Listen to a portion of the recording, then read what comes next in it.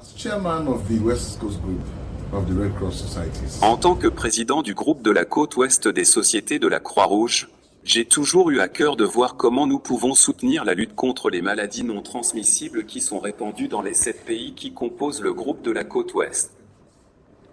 C'est un problème très grave et je peux vous dire avec certitude qu'il s'agit d'un tueur silencieux que beaucoup de gens ne comprennent pas. Aujourd'hui, lorsque vous regardez le nombre de décès liés aux maladies non transmissibles, vous vous rendez compte qu'il s'agit d'une catastrophe. En tant que Croix-Rouge, nous existons en tant qu'auxiliaires du gouvernement pour aider à lutter contre les catastrophes dans nos différents pays. En tant que président du groupe de la côte ouest, c'est donc mon plus grand appel à nous tous de nous lever et de lutter réellement contre les maladies non transmissibles afin de promouvoir le caractère sacré du processus humain. Lorsque vous examinez les maladies non transmissibles, en particulier l'impact qu'elles créent sur nos vies humaines et nos différentes communautés, vous vous rendez compte qu'elles sont davantage liées au développement qu'à un impératif sanitaire. Parce que la maladie progresse et avant que l'hôpital ne vous déclare diabétique ou hypertendu, vous devez avoir traversé de nombreuses étapes. Et comme vous le savez, la Croix-Rouge peut vous aider à découvrir votre statut, comme nous l'avons fait pendant la Covid ou comme nous l'avons fait pendant Ebola. Nous pouvons aider les gens à découvrir leur statut afin qu'ils puissent consulter un médecin rapidement et ainsi sauver leur vie. Je vais vous raconter des histoires de personnes qui ont laissé leur famille à la maison et qui ont dit qu'elles allaient travailler, puis tout d'un coup, elles sont attaquées, elles ont une crise cardiaque et elles disparaissent. Et elles laissent leur famille dans la souffrance. Nous avons vu des footballeurs, nous avons même vu des chefs religieux, vous savez, nous avons vu des professionnels de la santé, des gens ordinaires marchant dans la rue avoir une crise cardiaque et puis elles disparaissent. Nous sommes tous susceptibles d'être victimes d'un AVC si nous ne faisons pas attention. Car un président, un ministre, un chef religieux, un homme d'affaires prospère, n'importe qui peut être victime d'un AVC. Regardez maintenant quelqu'un qui souffre d'un AVC. Vous arrivez à un point où vous ne pouvez même plus vous nourrir. Vous devez être porté. Et ensuite, vous devez être soigné comme un bébé. Voyez la dignité humaine qui est mise à mal dans ce genre de situation. Voilà à quel point l'AVC est grave. Et tout cela est dû au fait que les gens ne connaissent pas leur statut, même s'ils ont une pression artérielle et une glycémie élevée. Prenons par exemple l'aspect de vos reins. Et vous savez, la plupart du temps, médicalement, il a été établi que lorsque vous avez une pression artérielle et une glycémie élevée, cela peut conduire à une insuffisance rénale. Et lorsque cela se produit, imaginez combien cela vous coûtera de passer par la dialyse et de voir comment ils peuvent vous aider à éliminer les eaux usées du système. J'ai vu une situation en Sierra Leone où quelqu'un a tellement souffert qu'il voulait vraiment mourir. Bien sûr, il est mort maintenant. En fait, il le voulait parce que c'était tellement stressant. C'était tellement déshumanisant. Passer par une sorte de condition douloureuse où votre organe, votre rein, ne peut plus fonctionner. Maintenant, regardez à nouveau. Combien cela va-t-il coûter? Combien de personnes, compte tenu des pays de la côte ouest, auront les moyens de se payer une dialyse? Vous voyez, l'hypertension artérielle et l'hyperglycémie ont de nombreux effets sur les êtres humains. Elles provoquent également la cécité. Beaucoup de gens deviennent aveugles à cause de l'hypertension artérielle et de l'hyperglycémie. Imaginez maintenant quelqu'un qui a gardé la vue toute sa vie et qui, à 30, 40 ou 50 ans, devient aveugle. Voyez le genre de douleur et de souffrance que cette personne peut subir.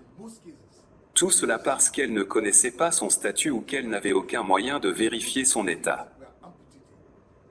Le diabète conduit à l'amputation. Dans la plupart des cas, j'ai vu un officier de police très haut placé dans mon pays dont les pieds ont été amputés. J'ai également vu un médecin dont les pieds ont été amputés. J'ai vu la femme d'un pasteur dont le pied a été amputé. Et j'ai vu de nombreuses personnes qui sont maintenant physiquement handicapées à cause de leur diabète. Tout cela peut être évité si les gens ont la possibilité de se faire tester pour savoir s'ils ont le diabète ou si leur taux de sucre dans le sang est élevé. Si on leur en donne l'occasion, la plupart de ces choses peuvent être évitées. Prenons maintenant le cas d'un retraité qui a touché sa pension et qui a utilisé tout cet argent pour acheter des médicaments pour subvenir à ses besoins ou continuer à vivre. Voyez la frustration et le stress qu'il peut ressentir. Tout ce pourquoi il a travaillé est maintenant utilisé pour se droguer. Les jeunes, eux, travaillent et gagnent un petit salaire. Enfin, relativement. Cela ne suffit même pas à subvenir à leurs besoins. Et puis, il faut aussi subvenir aux besoins de ses parents qui souffrent de cette maladie. Pouvez-vous imaginer la frustration? Et c'est ainsi que parfois, de nombreux jeunes ne peuvent pas économiser pour leur avenir. Parce qu'ils doivent maintenant prendre soin de leurs parents qui souffrent de cette maladie. Et cela les affecte. Et certains d'entre eux sont très stressés parce qu'ils voient leurs parents souffrir dans ce genre de situation et qu'ils doivent faire quelque chose et qu'ils ne peuvent pas s'en débarrasser. Et cela affecte leur salaire. Cela a un impact sur leur vie psychologique et sur leur vie sociale. Cela affecte même votre relation, car vous devez désormais passer plus de temps avec vos parents à cause de cette maladie. En tant que jeune, cela devient très grave et l'impact sur les jeunes est très grave. Permettez-moi de souligner le cas des filles. La plupart du temps, ce que j'ai vu dans de nombreux pays de la côte ouest, lorsque les parents souffrent de cette maladie, ils gardent la fille à la maison pour s'occuper d'elles en raison de certains besoins. Et par conséquent, cela affecte le développement de cette fille, car elle restera désormais à la maison et n'aura pas la possibilité de développer ses capacités scolaires. Et cela a également un impact sérieux sur la société. Parce que la fille peut être assise à côté de ses parents pour s'occuper d'eux. Je veux dire, elle est également exposée à beaucoup de choses car elle peut également être exposée à certaines menaces et cela entraînera également beaucoup d'autres problèmes. Vous voyez maintenant l'impact des l'âge, la fille, toutes ces choses, toutes ces personnes qui forment la communauté.